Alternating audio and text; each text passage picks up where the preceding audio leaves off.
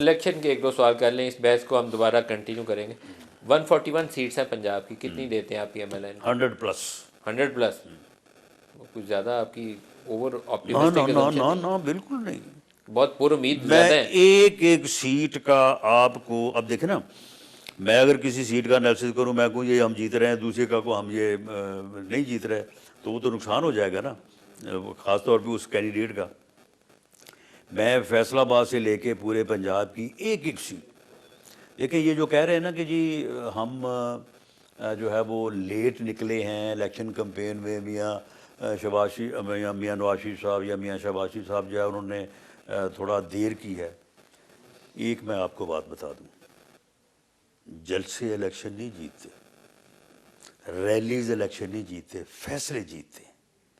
اگر آپ فیصلے درست کر لیں اور کینڈیڈیٹ جو ہے وہ صحیح پٹ کریں، اس کے بعد جو ناراضگیاں پیدا ہوں ان کو ریڈریس کریں، تو پھر وہ فیصلے جیتے ہیں۔ یہ جلسے نہیں 8 جیتے، فروری نہ کو کمپین جیتی۔ آپ کی جماعت کو اگر اکثریت مل جاتی ہے یا سادہ اکثریت کے قریب آ جاتے ہیں، کولیشن بنائیں گے، آپ کی جماعت سے وزارت عظمیٰ کا امیدوار کون ہوگا؟ میاں نواز شریف۔ یہ طے بات، کلیئر ہے، یہ کوئی طے، بہام تو نہیں؟ یہ کوئی اب اسٹیبلشمنٹ سے کوئی رکاوٹ تو نہیں آئے گی؟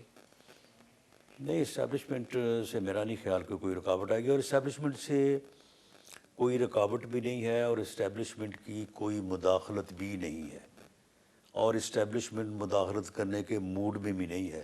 اسٹیبلشمنٹ کی جو ہے وہ صرف ایک ہی بات ہے، 9 مئی۔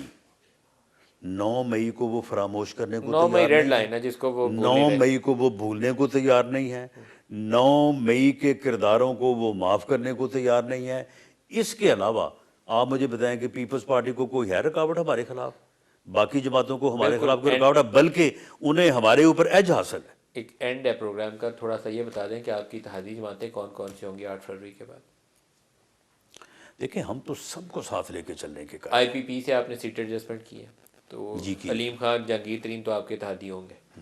آپ نے ایم کیو ایم سے کی ہے، وہ بھی آپ کی اتحادی ہوگی۔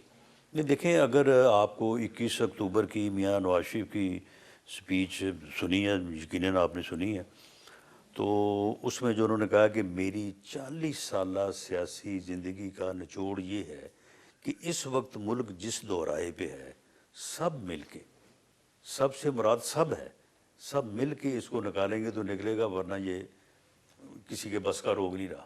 تو ہماری نیک خواہشات آپ کے ساتھ ہیں۔